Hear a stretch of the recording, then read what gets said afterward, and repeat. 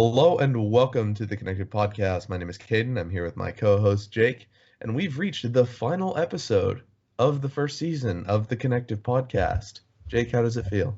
Feels good. Feels like All right. we're closing something that we kind of started. Yep. It's kind of a good feeling. I'm ready for season 2. Yeah, me too. It's gonna be fun. When are we starting recording that? We're officially, as of this date in January, we've decided March-ish is a good day to start recording. Yeah. Like So this episode should air on February 17th, and then there will be about a week and a half, because then the next episode will air on March something. Yeah. So just so everyone is aware, we will be back in about three weeks. So yeah, we're excited. Hopefully you're excited, and we're ready to get on this. So it feels weird saying that, March is only 2 weeks away, technically. Because, I mean, it's already February in 2 weeks from this recording. Yeah, that's true. It's just kind of a weird thing. Still haven't started school. Yeah. Life is wild. Life is wild. Anyway, college stuff, things. So we just wanted to recap the first season thus far. If you've missed every episode up until this point, we recommend you go listen. But as a general rule, college is awesome. I mean, we talked about moving in, and that experience is great for so many reasons in terms of just it's hectic, it's chaotic, but it feels very college. It's really kind of the first, this is the college experience moment that you get whenever you get on campus. And it's just such a unique one and such an important one that you just got to really savor it, Yeah. And I hope the future classes, they have a normal move-in day, because we kind of got robbed of that a little bit, where everyone's walking around with their bags, confused on where to go and ask for directions. And everybody's moving into the dorm at once, not at a reserved time with one parent in 2-hour window. Yeah, exactly. I want people to be fighting over the elevators, not exactly move into a campus a week early because that was the best time slot for me. Exactly. Yeah. So, but I think kind of the biggest takeaway from the podcast is like you get in, you get out what you put into it. I got you. Yeah. I think that's the biggest kind of lesson. Mm-hmm. But yeah, because college really is what you make of it, Absolutely. I mean, we've talked a lot about how, there's bad things, there's good things. Classes can be hard, classes can be easy. There's such a great environment for friends, for sports, for social stuff, for academics. I mean, regardless of the college you go to, there's always going to be stuff that you can do, that you can participate in. But, it's what you make of it, it's what you put in, like you're going to get all the good out if you put all the good in, And that's not to say that, you have to work for everything in college, because you don't. I mean, stuff comes naturally. Yeah. But, it's a process. You get used to it. You start, moving through your first semester of college, through college life, and, stuff starts to really kind of click, and you really start to say, oh, well, I'm going to do this so that X, happens as a result. So. Yeah. No, that's very true. And another thing is, like, you're going to face setbacks, right? You're going to, and we talked about it in one episode, but like a class you're going to finish with a grade you didn't want, or you're going to be so close but not make it. And just the first semester, we both already had a class like that. Yeah, no, we did. Or, and, but like, I'm happy with my final GPA. Me too. I think it'll be really interesting this semester to kind of compare the two. Yeah, right? exactly. That'll be really interesting. And then I think seeing kind of the different directions people take, like whether they rush or whether they start something or whether they go out more than they should or get a job or something, you know what I mean? Yeah. I think it'll be interesting to see where everyone goes. I think it'll be particularly interesting too, seeing, because we're going to have that influx of people who are supposed to move on to campus because SMU said, this is kind of school specific, but SMU required people to move on to campus the spring semester. I don't know if they changed that since the COVID numbers have been rising, but You I didn't know, know they were supposed to. yeah, there was like it was a requirement back in fall is that if you lived off campus first semester, you had to live on campus your second semester. So I think we're going to see an influx of students who are really kind of having their first semester of college combined with, the freshmen who were there for the fall now going in on their second semester. And you're right, that will be definitely interesting to see how that compares, especially when those people start to interact, right? Yeah. I mean, people on their second week versus people on their 18th week or whatever, quote unquote, like that'll just be such a different dynamic than I think a lot of colleges have really had the opportunity to see before. Yeah, no, absolutely. So. Absolutely. I think your first semester, that's all we can speak of, but the first semester, I think it's important to just kind of go with the flow. Right. Don't stress about any plans or like what you're going to be doing. Just kind of spur of the moment kind of things we talked about, or kind of where you make the memories. Yeah. Like the 3 a.m. breakfasts and the late night walks around downtown and stuff like that. And that is not to say that the only fun things in college happen at night, because part of that is true, but there's a lot of great things that go on during the day. Yeah. Sometimes. I don't know. I mean, it just depends. Most of the fun I've had was at night, but No. And attend your school events. Yeah. Once COVID goes away, all the fun events start happening. And I happened to be on SMU's campus quite a bit before I started college there. So, they had a Mardi Gras festival. It was called Crew to Wear. And they brought out a tent, did a bunch of catering. It was fantastic. And, they just have all these great events and, fun things to do. So, and this is, for all colleges. So it's really important, like Jake said, to involve yourself in that, because that's where you're going to find a lot of friends. That's where you're going to have a lot of fun opportunities. Like, it's just going to be a great experience all around. So yeah, no, absolutely. I think, and we'll be here to help you out along the way too. That is true. We will. Yeah. No, I think, because that's really what this podcast is about. We're not here to necessarily say this is the factually best way to do college. We're just talking about our own experiences, and hopefully you're taking some advice that we have. Because that's what I kind of longed for when I was applying, right? Right. Because every single thing you see about a college that they say about themselves, it's like kind of the same thing among all of your future starts here and, all this. And then it might be kind of hard to reach out to an upperclassman or someone who's already there, and you don't get the actual experience. Right. And all you can do is see what their website says and reviews and stuff like that. Exactly. So I think having just two freshmen normal at the time, freshman dudes say, hey, this is how life is in college. Yeah. Yeah, I think that's a good thing. And that's the point we're trying to get across. Mm-hmm. Yeah. No, I agree. I mean, I don't think it's really, like Jake was saying, all the colleges kind of say the same generic thing, and even more than that, they kind of over exaggerate how good they are. You never see Ivy League advertisements because they don't have to advertise. People just know that they're a good school. But all these other schools, they're sending you email blasts, they're talking to you, they're calling you, they're doing whatever they can to get you to go there.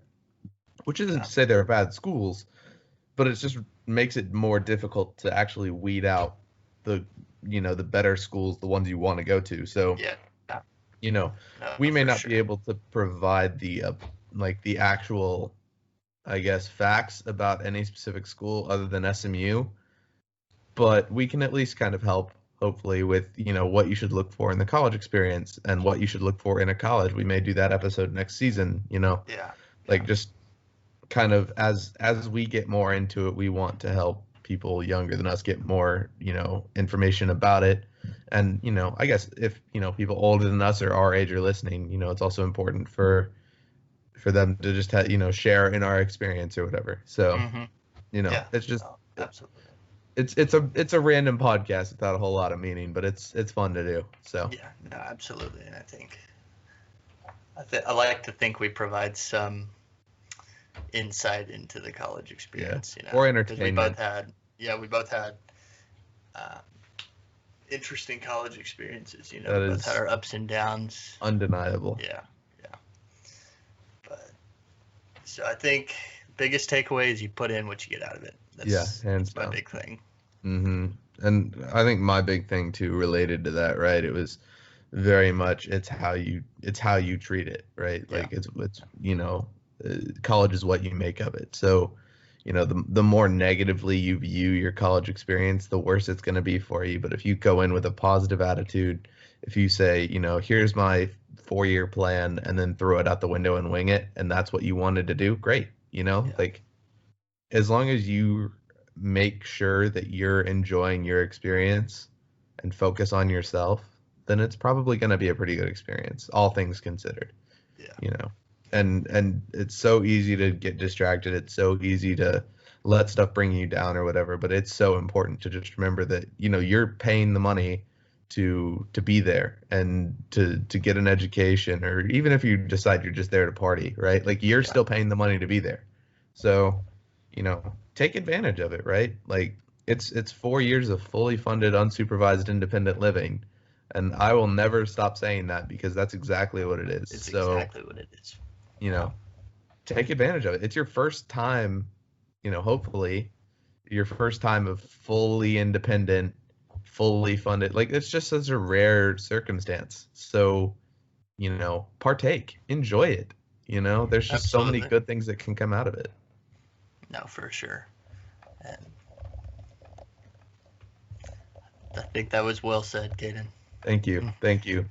Yeah, can you guys tell we're struggling a little bit for words here because we don't have an actual topic and we don't write a script, we just wing it? Yeah. Just so everyone's clear, by the way, our script is non-existent. We don't write a script, and we want it to be that way because that's more genuine. So if there's some awkward moments of silence, just bear with us. Hug it out. Yeah, no, we may end up cutting this episode short just for the sake of it being the finale, and there's a lot to look back on, but it's probably better if you go watch those episodes independently. And that's not just to plug our own podcast, that's also because we've recorded all of those over many sessions of recording, and it's just impossible to recap and we 200 minutes of podcasting in all of that. It's just there's no way to remember all that or to put all of it into one episode. So. But we also just dive deep into the individual episodes, right? Right. If we're talking about a topic, that's the only topic we're talking about. Yeah, with a little deviation every now and then, but yeah. A little bit, yeah. Yeah, we do get off track sometimes, but that's part of it, Like right now. Well, it's the finale. It's the finale. Yeah, this is the finale. We get to be, genuine and on the surface. Exactly. Like this is who, how we do things at the Connective Podcast, and this is probably the only time we're ever going to talk about it on the air. Because in the end, really, what the Connective Podcast is just a conversation Jake and I are having about a certain topic, and we just extend that to 20 minutes ish. But if anybody has any suggestions or questions for other podcast episodes next season, we're all ears. We want to hear what y'all have to say. Yeah, and it's something we want to provide, right? Yeah. Going back now to talking about college, like you have the opportunity to experience so many different things in college, and the chances to really participate in so many different things that may not even relate to what you want to do with your life or who you are as a person, but they're just available opportunities, and you should absolutely partake in them. So when we're saying, hey, do you have questions, or hey, do you have something you want to see, like that's the perfect time to say, hey, my college is offering blank, or there's this cool thing, can you make an episode on it? Yes, 100%. Like there's so many great and varied and diverse opportunities, and we've talked about some of them, sure, but there's kind of a limitless amount. And when they say there's college, some we haven't even experienced, right? Exactly. Just whether due to COVID or due to the fact that we're freshmen, like there's just so many things to talk about, and it would be a disservice to yourself to not participate, to not ask questions, Because I know in our college applications episode, we really said, hey, you should talk to people, ask questions, and that same logic applies to when you're in college. I think it's so important to say, hey, what's life on campus like? Ask an upperclassman, ask a teacher, professor, ask your friends, because even they may just have more information than you do, or Yeah. just about a different subject. I know coming in, a lot of my friend group had information about specific things that I didn't know, and vice versa. I had information on specific things that they weren't aware of. So, it's such an important and fun part of college is getting to discover all the new and unique things going on. That's very true. And just kind of read all the newsletters you get, just Yeah. kind of skim through them. Like I did that this morning with some events from upcoming events for, business students and then just students in general. Yeah, no, it's so important to read those. And I will admit openly to not reading those at first because I was like, oh, it's just more spam mail. Yeah. But they actually have some useful things in them. Like whether it's useful or fun, you will get something out of probably 50% of the newsletters you read if it's from the school or if it's from an organization within the school. Yeah, for sure. Because I know like some of my scholar groups and some of my other organizations that I'm involved in send me opportunities for career stuff and for community service opportunities. And because I'm in a position where I need to have career opportunities and community service as part of my resume, then that works really strongly in my favor. So I'm becoming way more attentive to those. Yeah. So and that also just circles back to college really is such a land of opportunity. I mean, people will trip over themselves to an extent to give you information and access to cool things that you'll be able to take advantage of. And I think that's very true, and it's very useful information going forward. Yeah. I mean, when we talk about, oh, we had mock interviews, oh, we had the career events where we could network with people, where we could talk to companies. I mean, as business students, that's such a vital thing. And I know they do it for other fields of study too. I know pre-med majors and pre-law majors, they have all sorts of information sessions where you can interview doctors and surgeons and, talk to individuals who are just really well known in their fields or listen to them talk.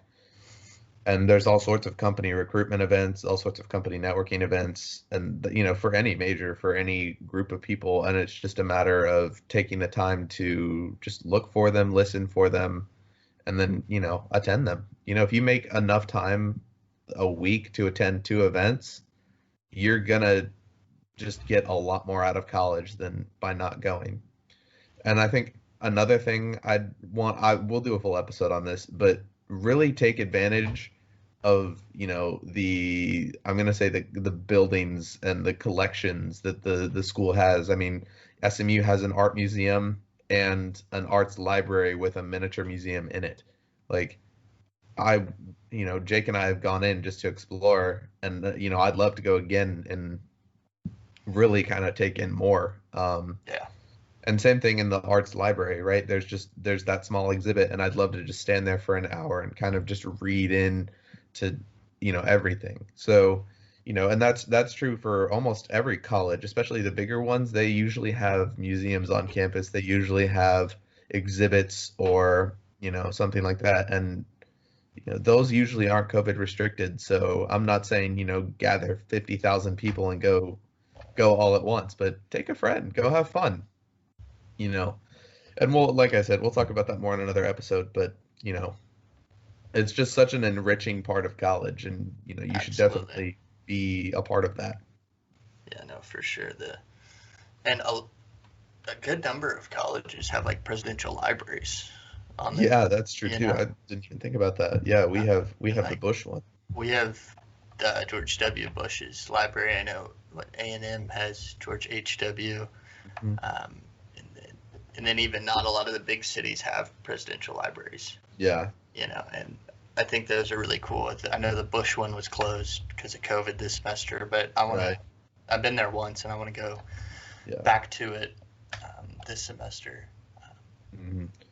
That's just one more thing that colleges can offer. Yeah, exactly. And sporting events, all the just different clubs and extracurriculars.